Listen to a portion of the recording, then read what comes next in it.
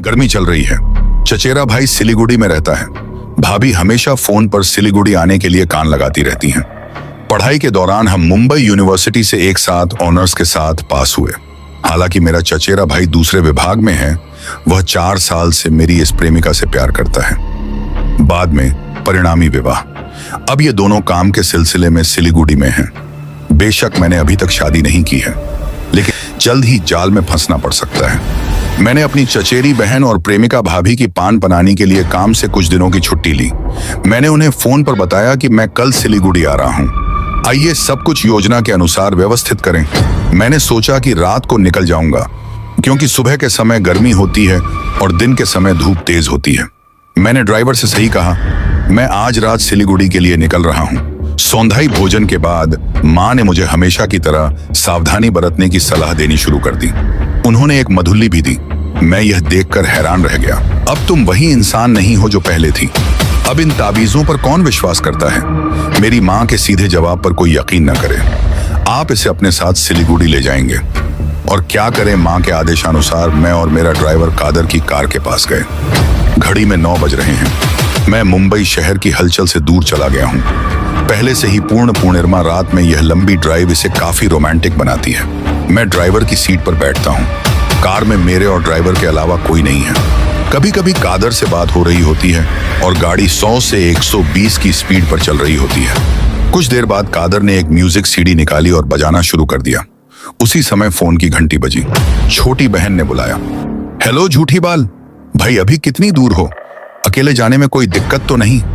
मेरा उत्तर है, अरे नहीं, चिंता मत करो, मैं आते ही तुम्हें फोन करूंगा। और पापा को थोड़ा समझाओ। रखना। मैंने फोन छोड़ दिया। जैसे ही मैंने फोन रखा, मुझे जिंदगी के बारे में अजीब सा महसूस होने लगा। जिंदगी की दौड़ती गाड़ी की आवाज नचिकेता के गीत जैसी लग रही थी। रात बीतती है, पुकारें गुजरती हैं, कितनी बातें आंखों में तैर रही हैं। कार चल रही है और चंद्रमा चमक रहा है। बात आप हमेशा। रात के करीब 11 बजे कादर ने कहा, सर अब हम नाव पार करेंगे।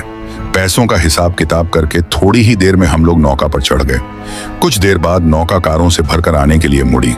फिर एक बार नदी के बीच में पूर्णिमा की चांदनी रात में इस नदी का पानी एक अनोखा सौंदर्य बिखेरने लगा। कादर ने कहा, सर आप देख रहे हैं कि चांद और नदी की लहरें कितनी खूबसूरत हैं। हमने नौका पार कर ली है। हमारी गाड़ी फिर से हाईवे पर दौड़ने लगी। कुछ दूरी के बाद 2 कारों की हेडलाइट्स नजर आती हैं। मेरी आंखें बहुत सुन्न हो गई हैं।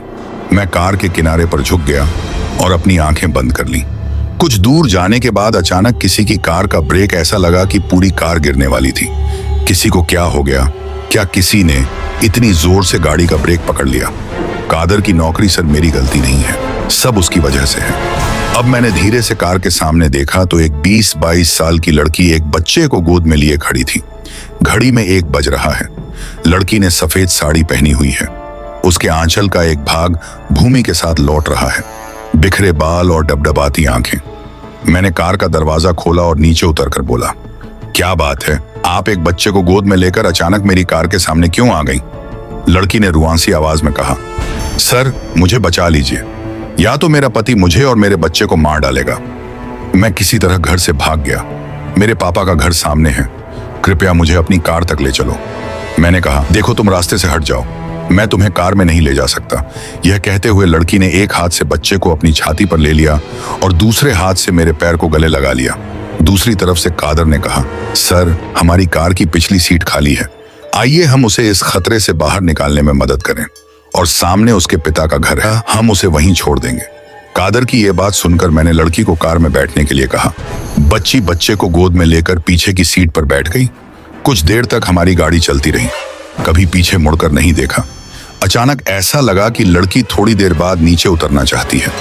मैंने कार के शीशे में देखने की कोशिश की कि लड़की क्या कर रही है, लेकिन शीशे के अंदर कुछ भी नजर नहीं आता। मैंने दर्पण पर अच्छी तरह दृष्टि डाली। मैंने 2 लाल आंखें देखी। कुछ देर बाद मैंने देखा कि लड़की ने सिर झुकाकर बच्चे को गोद में ले रखा है। मुझे पसीना आने लगा। अब मैंने देखा कि लड़की ने बच्चे के दोनों पैरों को दोनों हाथों से पकड़ लिया और उन्हें नोचने लगी। लड़की की लाल आंखें और अजीब लुक को डरावना नहीं माना जा सकता। कादर अपने ही मन में गाड़ी चला रहा है, वह भयानक है। लड़की ने बच्चे के सिर के चेहरे का मांस खाना शुरू कर दिया है। मुंह से खून टपक रहा है। जिस लड़की को मैं दर्पण में देख रहा हूं उसने अभी तक इस पर ध्यान नहीं दिया है। मैं सोचता रहा कि अगर अब ये नजारा किसी ने देख लिया तो हादसा हो जाएगा।